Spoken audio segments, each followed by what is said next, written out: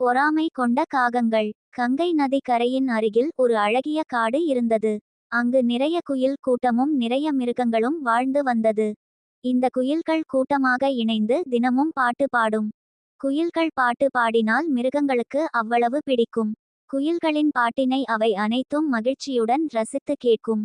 இப்படி இருக்கும் பொழுது ஒரு நாள் அந்த காட்டிற்கு ஒரு காக்கை கூட்டம் வந்தது. குயில்கள் தங்கியிருந்த மாமரத்தின் எதிரில் இருந்த ஒரு மரத்தில் அவை வந்து அமர்ந்தது. இந்த அனைத்து மிருகங்களும் குயில்களை பாராட்டி கொண்டிருப்பதை பார்த்தது. குயில்களை பாராட்டியதை கேட்ட காக்கைகளுக்கு குயில்களின் மீது பொறாமை ஏற்பட்டது. எப்படியாவது இந்த குயில்களை நாம் இங்கிருந்து அப்புறப்படுத்த வேண்டும் என்று எண்ணியது.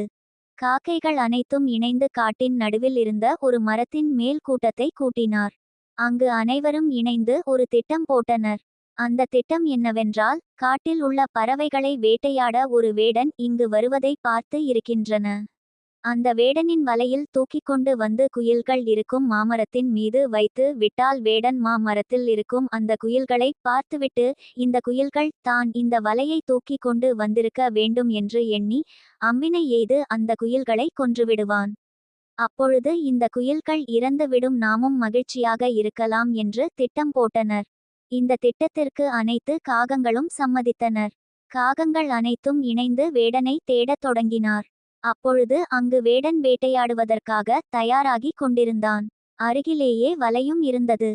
வேடன் பார்க்கும்பொழுது அந்த காக்கைகள் வலையினை அதன் கால் நகங்களால் பற்றி கொண்டு பறந்து சென்று மாமரத்தில் வலையினை போட்டு விட்டு எதிரே இருந்த மரத்தில் அமர்ந்து கொண்டு என்ன தான் நடக்கின்றன என்று பார்த்து கொண்டிருந்தது.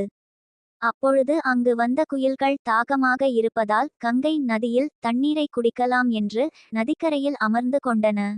இதை அந்த காக்கைகள் பார்க்கவில்லை. வலையை தேடிக்கொண்டு வந்த வேடன் வலை மாமரத்தில் இருப்பதை கண்டுவிட்டான். இந்த வலையை எடுத்து வந்த பறவை எங்கே என்று சுற்றுமுற்றும் பார்க்கும் பொழுது காக்கைகள் எதிர்மரத்தில் அமர்ந்து இருப்பதையும் கண்டான்.